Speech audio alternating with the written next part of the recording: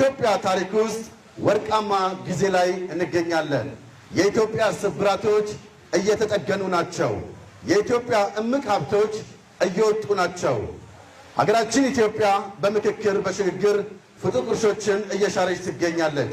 የኢትዮጵያ ህልም እውን ሆኖ ሁለንተናዊ ብልጽግና በኢትዮጵያ እንዲረጋገጥ ጉዞ በውጤት ተጀምሯል። ብልጽግናን መምረጥ ማለት ለሚቀጥሉት 5 ዓመታት በሀገራችን ኢትዮጵያ ይህንን ለመመልከት ፍቃድ መስጠት ማለት ነው። ትላንትን ማከም፣ ነገን መተለም፣ ፍትሐዊት ኢትዮጵያዊት ባለሚዛን ኢትዮጵያዊነት፣ ከውሃ እስከ ውሃ የጸና ሰላም፣ የቀና ስርዓት፣ ከገጠሩ የተሰናሰለ ከተሜነት፣ ዲጂታል ኢትዮጵያ፣ ጸጋን ወደ ሀብት፣ ኢንዱስትሪያዊት ኢትዮጵያዊት፣ ጠንካራ የተማረች ኢትዮጵያ፣ አካታች ኢትዮጵያ፣ በዓለም መድረክ የታፈረችና የተከበረች ኢትዮጵያን መስራት መምረጥ ነውና እባካችን በድጋሚ ሞቅ ያለ ጭብጨባ ስጥልን።